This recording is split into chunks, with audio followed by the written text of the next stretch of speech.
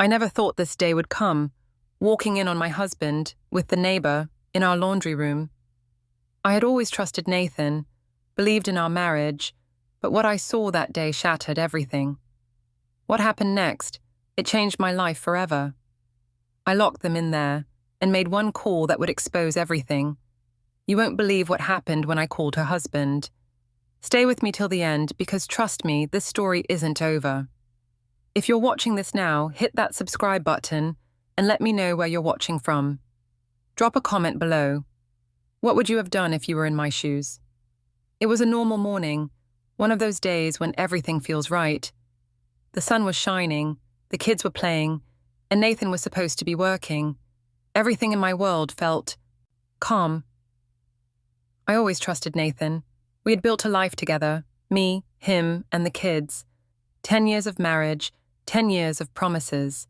I thought we had it all. But something changed. I couldn't put my finger on it, but I felt it. That quiet distance between us, the things he didn't say anymore, the glances at his phone, the texts he quickly shut down when I walked into the room. I knew something was off. The signs were there, subtle at first. He'd always been so open, but lately, he'd started keeping things from me. The locked phone, the late nights at the office. I told myself I was overthinking it, but deep down, I knew, and the worst part, he wasn't even trying to hide it anymore. And then there was Sabrina, our new neighbor. She moved in only a few months ago, friendly, outgoing. I always thought she was just a little too friendly with Nathan. She'd smile a bit too brightly whenever he was around, lingered a little too long. At first, I chalked it up to her being nice, but then something felt off, and now, every time I looked at her, I saw something different. I tried to ignore it. I told myself I was just being paranoid, but there it was again, that feeling, like a knot in my stomach that never quite unraveled. When I got home, Nathan barely looked up from his work. He was always so absorbed in his job, always so busy, but I was starting to see past the excuses. I'd never believed in signs, but lately they were everywhere. Subtle things, little clues. Dinner was quiet, too quiet. Normally we would talk about our day, laugh a little, but tonight, the silence between us was thick. Every question I asked Nathan felt like I was pulling teeth. He was distant, like he was somewhere else entirely, somewhere I couldn't reach. That night, as I watched him lying there, I realized how much I didn't know about my own husband, how many walls he'd put up, how many things he wasn't telling me. And no matter how hard I tried to reach out, I couldn't break through. I didn't want to admit it. I didn't want to face the truth. But deep down, I knew. Something was happening, and I was afraid I wouldn't be able to stop it. Sabrina was always there, just across the street. She was everything I wasn't, confident, outgoing, always ready with a smile and a compliment. I didn't mind at first. She seemed like the kind of person who made friends easily, but something about her made me uneasy. It was the way she looked at Nathan, that gleam in her eye whenever he was around, like she knew something I didn't, and the little touches, the way she'd brush against his arm when handing him a glass of wine during the block party. Innocent? Maybe, but when you start noticing these things, it's hard to ignore them. The more I watched, the more I couldn't shake the feeling that there was something going on between them. She wasn't just friendly. She was too familiar, too comfortable around Nathan. She'd linger a little too long, laugh a little too loud at his jokes. It wasn't just flirtation, it was a connection. At first, I told myself I was being paranoid, that I was just imagining things. After all, Nathan had always been a good husband, hadn't he? But then, I started paying attention to the little things, the way he'd react when Sabrina called, the way he'd smile when he saw her, that look in his eyes like he was relieved to see her, and the late nights at the office more than usual. I didn't want to believe it. I told myself it was nothing, that it was just a neighborly friendship. But deep down, I felt something I couldn't explain, a pull in my chest that grew tighter every time they spoke. Something was changing, and I could feel it, even if I couldn't prove it. One afternoon, when the kids were playing outside, I saw them together again. Nathan and Sabrina were talking in the driveway, laughing like they were the only two people in the world. The way they stood so close, the way their eyes locked, it wasn't just casual conversation, it was intimate, the kind of intimacy you don't share with just anyone. And then Nathan touched her arm, just a little too gently, as if he were comforting her, and that's when it hit me.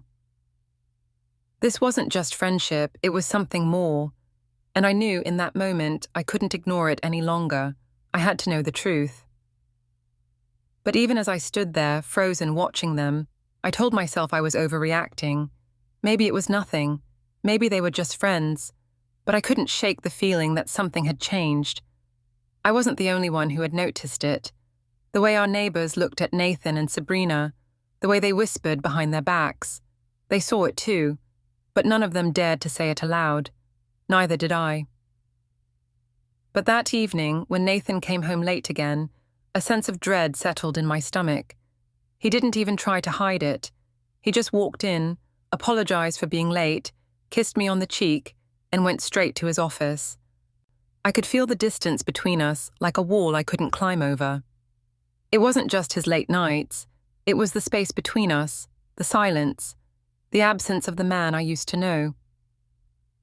I stood there in the kitchen, staring at the empty chair across from me, and realized I didn't recognize the man sitting in our living room anymore, and that terrified me, because the more I looked at Nathan, the more I realized that he was no longer the man I had married. He was someone else, someone I couldn't reach, no matter how hard I tried. I needed answers. I needed to understand what was happening, why things felt so different. But how could I ask Nathan? How could I confront him without sounding paranoid, without accusing him of something I wasn't sure of? The next morning, as Nathan left for work, I watched him walk down the driveway and get into his car, glancing over at Sabrina's house one last time before pulling away. That was the moment I knew. I didn't have all the answers, but I knew one thing for sure. Something was going on, and I was going to find out what it was. I couldn't stop thinking about that moment in the driveway. Sabrina and Nathan laughing together, the way he touched her arm so casually, like it was nothing. I couldn't shake the image, no matter how hard I tried. It felt like a weight pressing down on my chest, making every breath feel like a struggle. I told myself I was just being paranoid, that this was just what neighbors did. But every time I saw Nathan and Sabrina together, my gut twisted. It wasn't just friendly conversation anymore. It was something more, something that felt intimate, like they were sharing something only the two of them could understand. And I couldn't stop wondering if I was the only one left in the dark. I spent days replaying their conversations in my mind, trying to find something, anything, that would confirm what I was starting to fear. Was I overthinking it? Or was I just seeing what I wanted to see? But then Nathan started pulling away even more. It wasn't just the late nights anymore. It was the little things, the moments he'd disappear to work for hours at a time, leaving me alone with the kids, with no explanation. He'd come home exhausted, barely speaking a word, his face always distant. And the silence between us grew louder. I could feel the tension when he walked into the room, the unspoken words hanging in the air. I kept waiting for him to break the silence, to tell me what was going on, to make things right. But every time I reached out, he pulled further away. I couldn't keep ignoring it anymore. Something was happening, something that didn't fit, something I couldn't explain. And Sabrina, she wasn't helping. The way she'd show up at the door with some excuse to borrow sugar or to check in on Nathan, I could see through it. Every time she'd look at me with that fake smile, but her eyes, they told a different story, the kind of story I wasn't ready to hear. I tried to confront Nathan one night, after a long day of feeling the weight of everything. The house felt like a stranger's home, a place I no longer recognized. I asked him point blank, "Is there something going on between you and Sabrina?" "What? No, of course not," he said, his voice sounding defensive, too defensive. "She's just a neighbor." But the way his eyes flickered, the way his voice dropped, I knew I wasn't getting the truth, and as much as I wanted to believe him, The doubt had already taken root. I didn't trust him anymore. That night, I sat awake in bed, staring at the ceiling. I kept thinking about how everything had changed between us. Nathan used to be so present, so eager to talk, to share our lives. But now, he barely even looked at me. The space between us had grown into something unbridgeable. I didn't know who he was anymore. It felt like I was living in a house with a stranger. Every conversation with Nathan felt like a performance, like we were both pretending to be people we weren't. I kept thinking back to those nights when I thought everything was fine, when we'd laugh together, share our dreams, make plans. How had we gotten here? How had we gone from being a team to this distance? The next morning, I decided to follow him. I don't know why, but I couldn't shake the feeling that I needed to know where he was going, what he was doing when he left early for work, or when he came home late.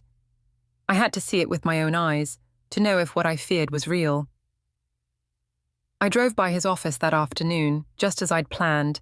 His car was parked in the lot, but something felt off. There were no other cars around, and then I saw it. Sabrina's car was parked across the street, hidden behind a row of trees. My heart raced. I couldn't believe it.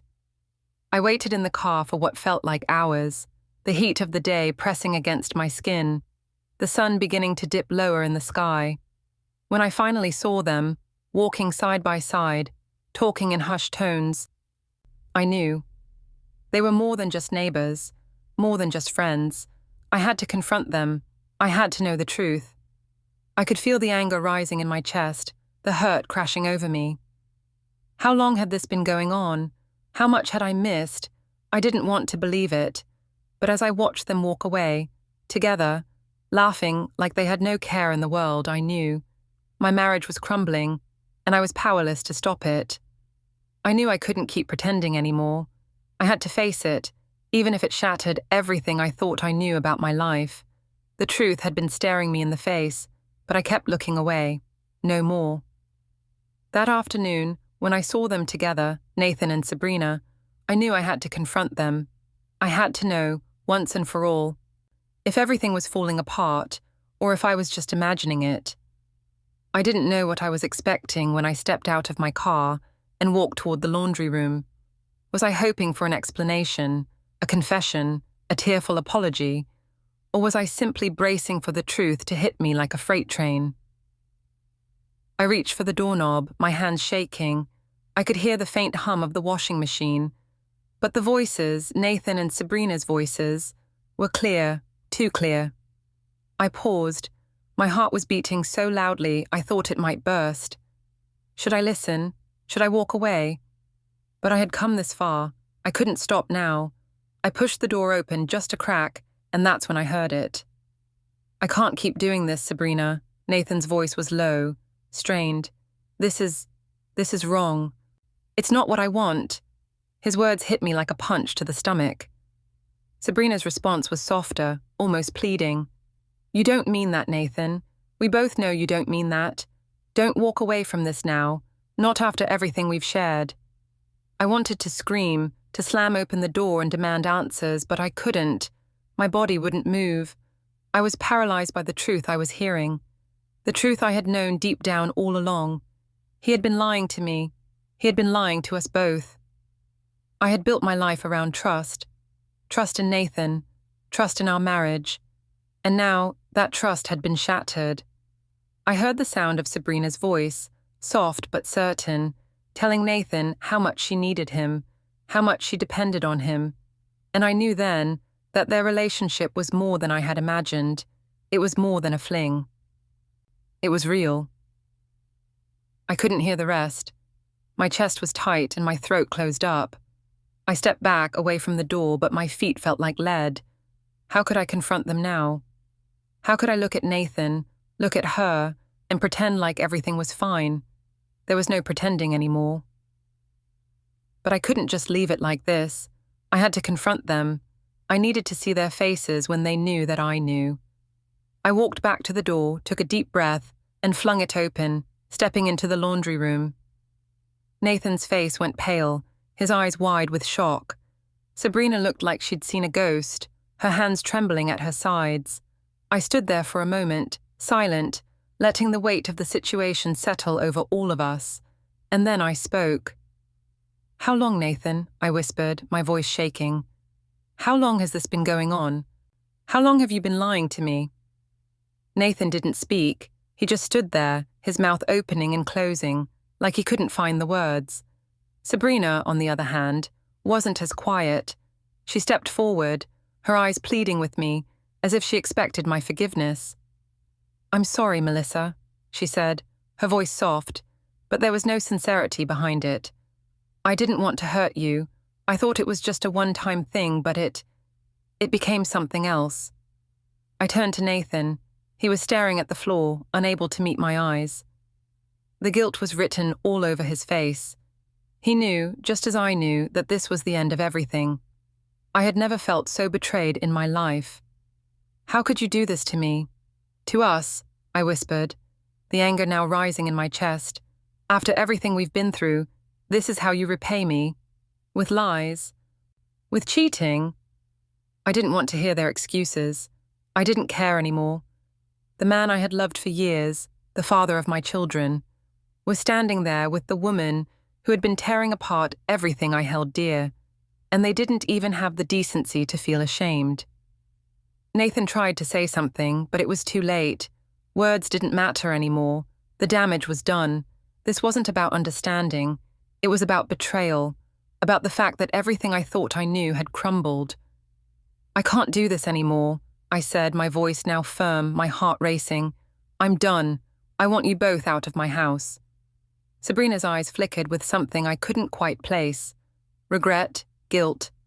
But it didn't matter, not anymore. I turned and walked out of the laundry room, leaving them behind. I didn't look back. I didn't need to. The truth was too clear. Nathan and Sabrina were both gone from my life, and I had to figure out how to rebuild everything. But one thing was certain: nothing would ever be the same. The silence in the house was deafening after I left the laundry room. My heart was pounding in my chest, my thoughts scattered like broken glass. I could barely breathe, but I kept walking. I had to move. I had to keep going, even though my world had just been turned upside down. I didn't even know where I was headed, but I found myself outside, standing on the porch. The cool evening air did nothing to calm the heat inside me. It was as if the world was holding its breath, waiting for me to break, but I couldn't break, not yet. I heard the door behind me crack open, and I knew it was Nathan. His footsteps were hesitant, slow. Like he didn't want to face me, but I couldn't look at him, not now. "Melissa," Nathan said, his voice barely a whisper. He sounded lost, broken, but it was too late for apologies. He had broken me long before now. I turned to face him, my eyes dry, but my heart felt like it was being shredded. "Don't you dare say you're sorry," I told him, my voice sharp, a knife cutting through the thick air between us. "Sorry doesn't fix this. You knew exactly what you were doing. You chose her over us." Nathan flinched, like I'd slapped him. His eyes welled with tears, but I wasn't moved. I couldn't be. Not after everything. "I never meant to hurt you, Melissa. He stopped, swallowing hard, his voice breaking. But it was empty. It didn't matter. "You never meant to hurt me," I repeated. "How could you not see what you were doing? This isn't some mistake you made. You chose her. You didn't just let it happen. You made a choice every single day." His face was a mask of regret, his lips trembling. But no amount of sorrow could fix this. No apology could undo the damage. He was a stranger to me now. "I tried to make it work. I really did," he said. "But things were different between us. I couldn't talk to you the way I could talk to her." He was looking at me now, really looking at me, like he was trying to find the woman I used to be, the woman he used to love. I didn't recognize the man standing in front of me. How could I? The man I thought I knew had disappeared the moment he chose Sabrina. I had no more words for him. I didn't want to hear his excuses anymore. All I wanted was for him to leave. "You've done enough," I said, my voice cold now. A finality in it that left no room for further discussion. I want you out of this house. I want you to leave, and don't come back. He didn't argue. He didn't fight me. He just stood there, silent, for what felt like an eternity. I watched him, watching me, and I realized something. I didn't need him anymore. I had already started walking away from him the moment I found out about the affair. I had already let go. Without another word, Nathan turned and walked out the front door. I didn't feel a sense of relief, not yet. I didn't feel anything, except a deep, aching emptiness that I didn't know how to fill. The door clicked shut behind him, and I was alone, really alone, for the first time in years. And then as I stood there, staring at the space where he had just been, the weight of what had just happened began to settle over me. My marriage was over. My family was broken, and nothing would ever be the same again. As if the day couldn't get any worse, the doorbell rang. My hands were shaking as I walked to answer it. I didn't know who I was expecting, but I wasn't prepared for who stood on the other side. Mark Carter, Sabrina's husband. He looked as if he had just come from a funeral, pale, eyes red. The man who had been deceived just like me. He was holding a small bag, like he didn't know what to say, but I could see it in his eyes. He knew. I'm sorry to intrude, he said, his voice low.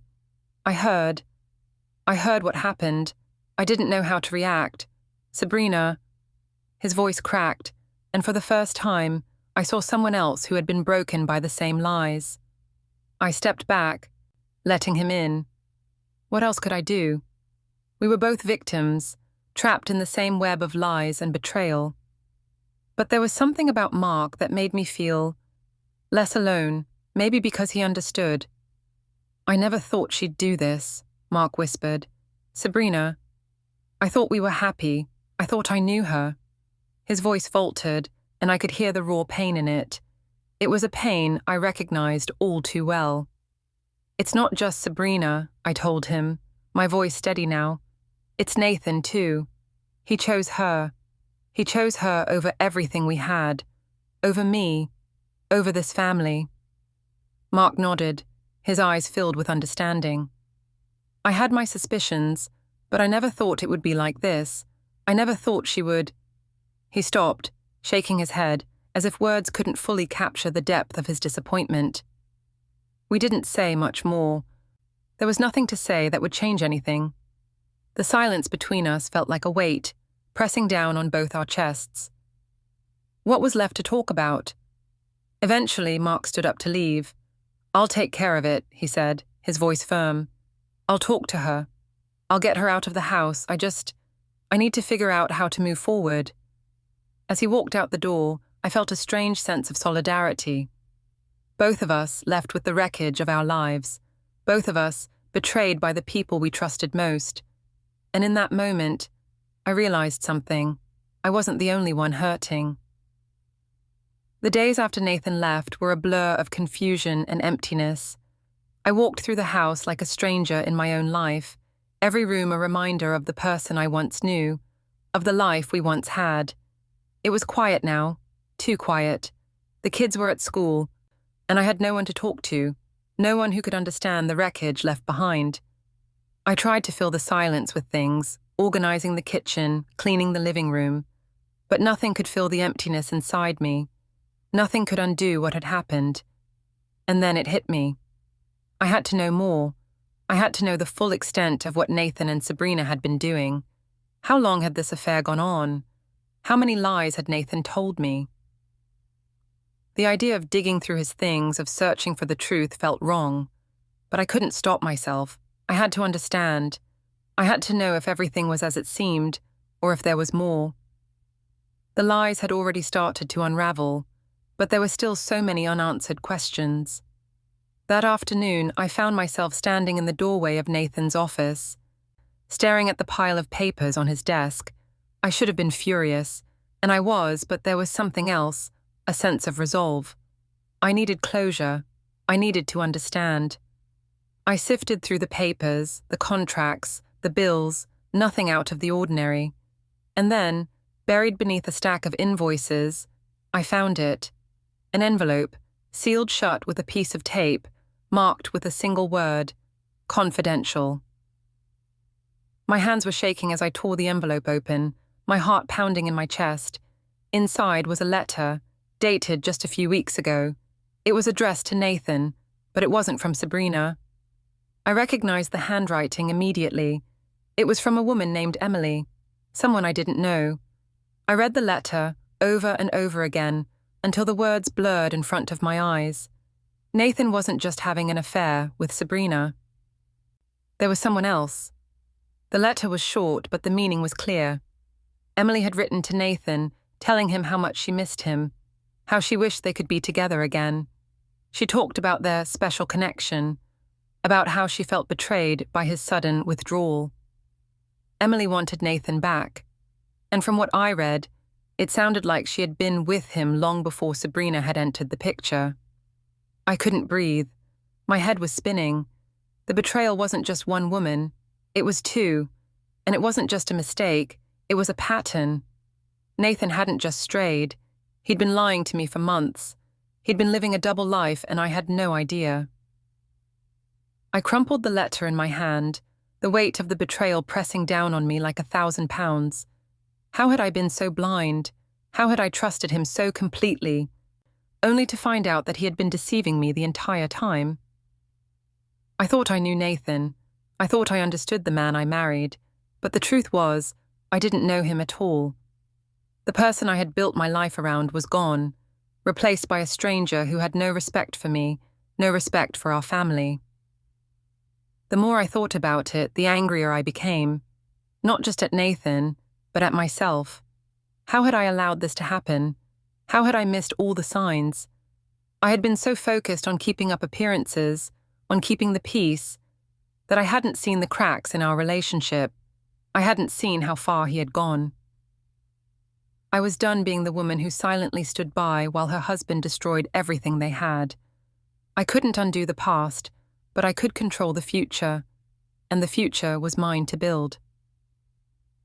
I wasn't going to let Nathan and Sabrina's betrayal define me. I wasn't going to let them win.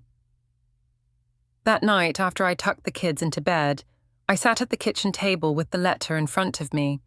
I stared at it for what felt like hours. The words blurred, but one thing was clear.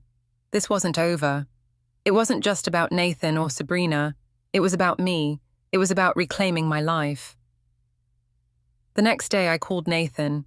I didn't know what I was going to say, but I knew I had to talk to him.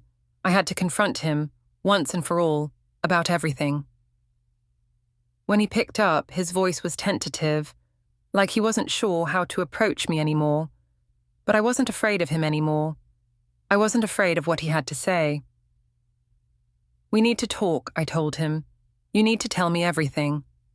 He agreed, and that evening, we sat across from each other in the living room. It felt like a lifetime had passed since we had this conversation, and in a way, it had. The person I had married was gone, replaced by someone I barely recognized. "Nathan," I began, my voice steady, "I know about Emily, and I know about Sabrina. You've been lying to me, for months.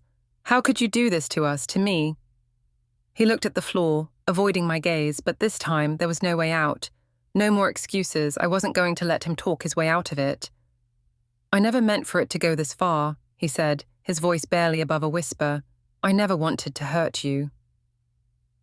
But that wasn't good enough anymore. I wasn't going to let him off the hook that easily. "Then why did you keep doing it? Why didn't you stop?" His silence was deafening. There was nothing left to say. No words that could undo the damage. "I want you to leave," I said, my voice hardening. "I want you out of this house."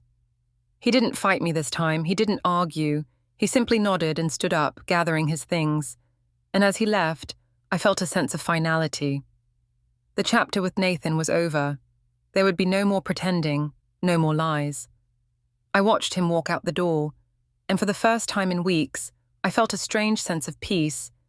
It wasn't that I was happy or relieved, but I knew I had taken back control of my life, and for the first time in a long time, I was ready to move forward.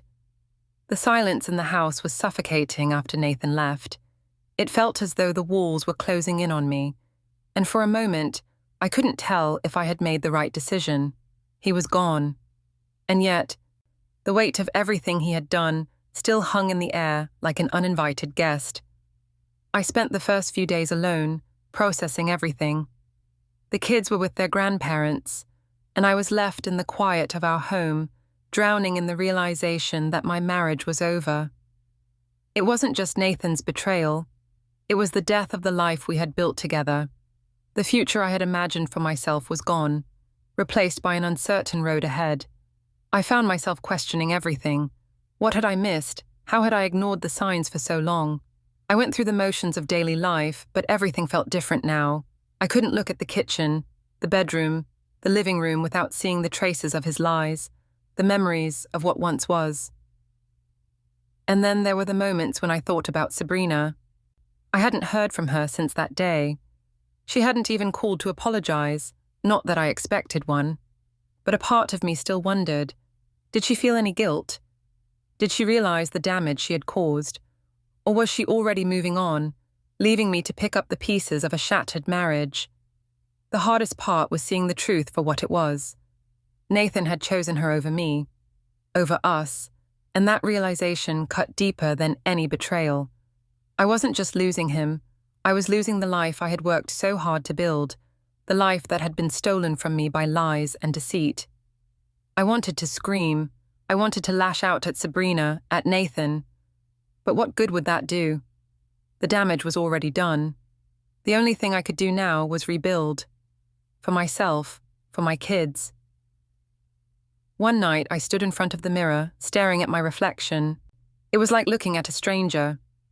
The woman I saw in the glass was different, tired, worn down by the weight of betrayal. But there was something else there too. Something I hadn't seen in years. Strength. I didn't want to stay this way. Broken, defeated. I had to get back to myself, to find the woman who had once been so full of life. I knew it wouldn't be easy, but I had to do it. For my children.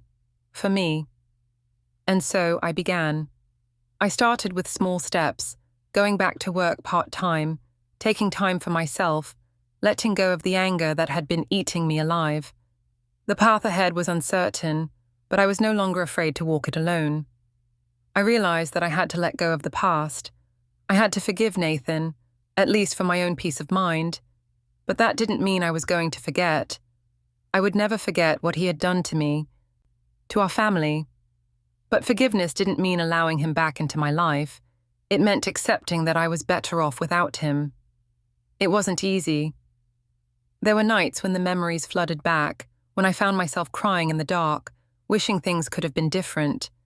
But each day, the pain became a little less sharp. Each day, I took one more step toward healing. And then, just when I thought I was starting to feel like myself again, I received a package. It was an ordinary afternoon when the package arrived. It wasn't anything special, just a plain brown envelope, taped shut with the kind of precision that made me nervous before I even opened it. There was no return address, no name, nothing to indicate where it had come from. I opened it slowly, my hands trembling.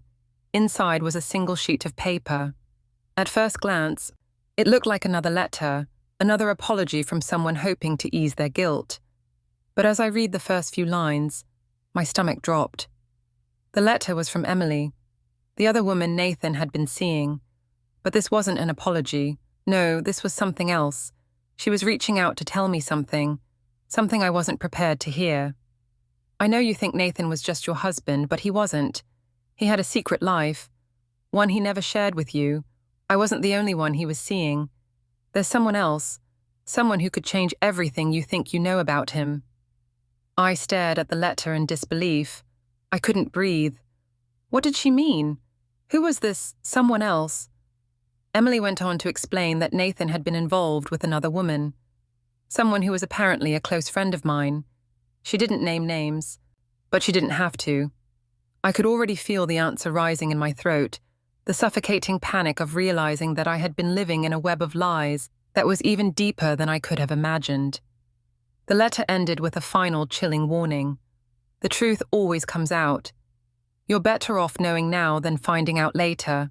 I'm sorry for what you're about to learn, but you deserve to know. I felt the room spin around me. My head was spinning, and my thoughts were a chaotic mess. Who could this person be? How far did Nathan's lies go? What had he done while I was living in the dark, trusting him with everything? I could feel my anger rising again, hotter than before. The betrayal wasn't just about Nathan and Sabrina. It was something much bigger than that. And it was time to find out the truth. The days after the letter arrived passed in a blur. I couldn't shake the feeling that I was being suffocated by my own thoughts, constantly turning over the contents of that letter, trying to make sense of it. What truth was Emily referring to? What was Nathan hiding? I tried to ignore it, tried to push it to the back of my mind, but the more I thought about it, the more I realized I had to know. I couldn't let Nathan's lies, and whatever this new revelation was, haunt me forever. If I was going to move forward, I had to know the full extent of his betrayal. The letter from Emily was the key, but there was no mention of who this someone else was. No name, no details. I felt like I was walking through a dark maze, and every corner I turned only led to more questions, more confusion. I couldn't stay passive anymore. I had to act. I needed answers, and I wasn't going to let Nathan or anyone else hide them from me. I reached out to a friend of mine, someone I hadn't spoken to in a while. Kate had been one of my closest friends before all of this happened, but our relationship had been strained when Nathan and I started growing apart. Still, I knew she'd help me. She always had a way of seeing things clearly, even when I couldn't. "Kate," I said when she picked up the phone, "I need to ask you something. It's important." I explained the letter from Emily, how Nathan had been living this double life, and how there was someone else involved, a third person I hadn't even known about. Kate was quiet for a moment, and I could hear the hesitation in her voice when she finally spoke. "Melissa, you're not going to like this," she said softly, "but I think I know who Emily was talking about." My heart stopped. I held my breath as she continued. "I think it's Claire. She's been closer to Nathan than you realize. She was always there, always offering advice, stepping in when you two were going through tough times. I think she's the one he's been seeing. Claire, I knew her. She had been a close friend of mine, someone I trusted, someone who had been there during our good times. I never imagined that she could be involved in this. The thought was so absurd, so impossible, that I didn't want to believe it. But as Kate's words sank in, I couldn't ignore the feeling growing in the pit of my stomach. "Are you sure?" I whispered, my voice barely audible. "Are you really sure it's her?" "I'm not certain," Kate said, her voice tinged with regret, "but I've seen the way she's been acting around Nathan. She's been too involved, too invested in his life. I've noticed the way she talks about him, how much she knows about things that only you would know. You need to confront her, Melissa. You need to get the answers you deserve." I hung up the phone, feeling like the world was closing in on me. Claire, my friend, my confidant, was the last person I ever would have suspected. But the more I thought about it, the more I realized that everything made sense. The late-night talks, the advice, the way she always seemed to be there for Nathan when I couldn't be. I couldn't ignore it any longer. I had to confront Claire. I had to hear it from her, no matter how painful it was. I was done being in the dark. The next day, I called Claire. I didn't want to do it this way, didn't want to let this conversation happen over the phone. But I couldn't wait anymore. I had to hear her admit it. I had to hear her lie to my face, or maybe tell the truth for once. When she answered, there was a hesitation in her voice, a slight tremor I hadn't noticed before. "Hey, Melissa," she said, trying to sound casual, but it was clear she was already on edge. I could feel it, even through the phone. "I need to talk to you," I said, my voice calm but firm. "Now." There was a long pause before Claire finally agreed. "Okay, I'll be over in an hour." I spent the next hour pacing around the house, my mind racing with questions, with fears, with anger. What was I going to say? How could I confront her about something so cruel, so personal? She had been there for me when I needed her the most, and now she was the one who had helped destroy everything I had built. When Claire arrived, she seemed as nervous as I was. She stood in the doorway for a moment, not quite knowing what to do. I didn't invite her in. Instead, I stood there, facing her. This was it, the moment where everything I had feared would come to light. "I know what's been going on," I said, my voice cold, controlled. "I know about Nathan and Sabrina, and I know about you. I know about what you've been doing." Claire's face paled. Her eyes widened in shock, and for a moment, she didn't say anything. She just stood there, her mouth opening and closing, as if she couldn't find the words. "I don't know what you're talking about," she finally managed, but the tremor in her voice betrayed her. She was lying. She was hiding something, and I could see it in her eyes.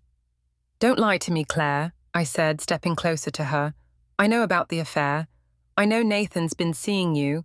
I know everything." The silence between us felt suffocating. Claire took a step back, her eyes darting to the floor, unable to look me in the eye. Finally, she spoke, her voice barely a whisper. "I never meant for this to happen, Melissa. I didn't mean for it to go this far. But Nathan, he needed someone, and I was there. He was lost, and I was there to help him find himself again." Her words made me feel like I had been punched in the gut. I had trusted her, I had confided in her, and she had betrayed me in the worst way possible. "You don't get to make excuses," I told her, my voice shaking with the weight of everything I had just learned. "You don't get to play the victim here. You chose this. You chose him over me. You destroyed everything." I watched Claire leave that day, her head hanging low, her shoulders slumped under the weight of the truth. She was broken, but it didn't change what she had done. The damage had been done, and nothing could undo it. And as I stood there, watching her drive away, I realized something. I wasn't angry anymore. I wasn't sad. I was free. I had finally confronted the betrayal, and I had taken control back.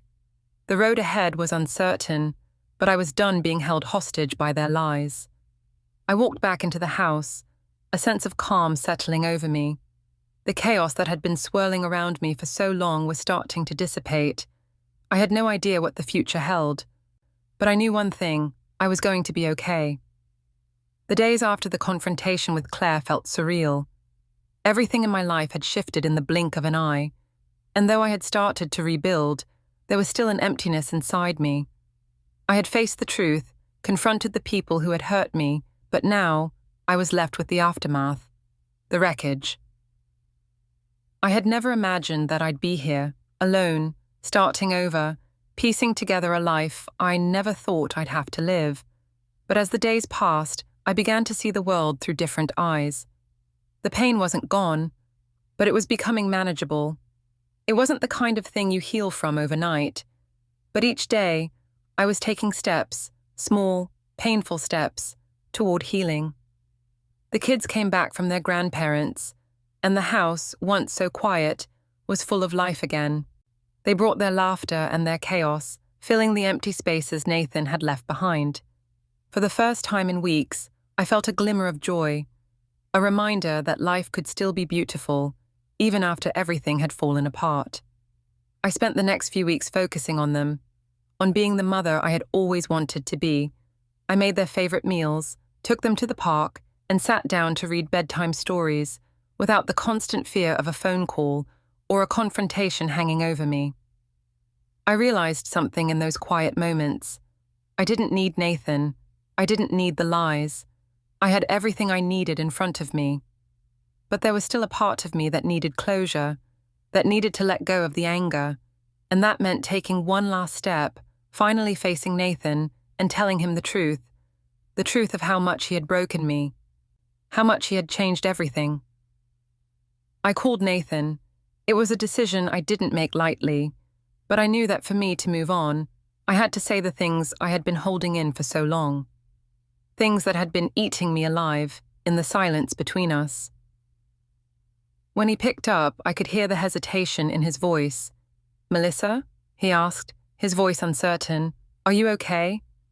It was a question he should have asked years ago, but now it was too little, too late. I took a deep breath, steadying myself. "We need to talk, in person." I could feel the weight of the words as they left my mouth, but I knew I couldn't move forward without this final confrontation, without telling him everything I felt. Nathan agreed, and we set a time to meet at a small park near my house. It felt neutral, safe, and as I drove there, I could feel the weight of the past few months pulling at me. I didn't know what I was expecting, but I knew this conversation would be the last chapter in the book of my marriage. When I saw him standing there, looking just like the man I had once loved, I almost didn't recognize him. He looked older, worn down by guilt, but I didn't feel sympathy for him, not anymore. I walked up to him, my heart pounding in my chest. "What do you want, Nathan?" I asked, my voice steady but cold. "What could you possibly have to say after everything?" He took a deep breath, his eyes filled with regret. "I'm sorry, Melissa. I am. I can't take back what I did, and I know it's too late for apologies." He paused, as if searching for the right words. "I was selfish. I was weak, and I hurt you. I don't expect forgiveness. I just want you to know that I'm sorry." His words hit me like a punch to the stomach. I had heard them before. Apologies, regrets, promises to change. But nothing had changed. The man who stood in front of me was the man who had chosen betrayal over love. He was the man who had left me to pick up the pieces of our life alone. I looked at him for a long moment, trying to find the words, but I didn't need to say anything. The truth had already been spoken. The truth was in the space between us, in the broken pieces of our marriage that couldn't be fixed, and I was done. "I don't need your apologies, Nathan," I said finally, my voice calm but firm. "I needed you to be honest. I needed you to love me. And you didn't. You destroyed everything we had." I paused, letting the words sink in. "I'm done. I'm done with you, with this life. And I'm done pretending like I can fix it. I can't. I'm moving on, with or without you." He nodded slowly, his face etched with regret, but there was nothing left for him to say. I didn't want his regret. I didn't need it. I had already said goodbye, in my heart, a long time ago. As I turned and walked away, I felt something I hadn't felt in months. Peace. For the first time in a long time, I felt like I was finally free. It wasn't easy. The road ahead was still uncertain, still full of challenges, but I knew one thing. I wasn't going to let the past control me anymore. I wasn't going to let Nathan or the mistakes I made define who I was. I started taking better care of myself, physically, emotionally, mentally. I took up yoga again, something I had let fall by the wayside when life got busy. I started spending more time with friends, reconnecting with the parts of myself I had neglected. I realized that there was so much more to me than the woman I had been in that broken marriage. And when I looked at my kids, I saw the future.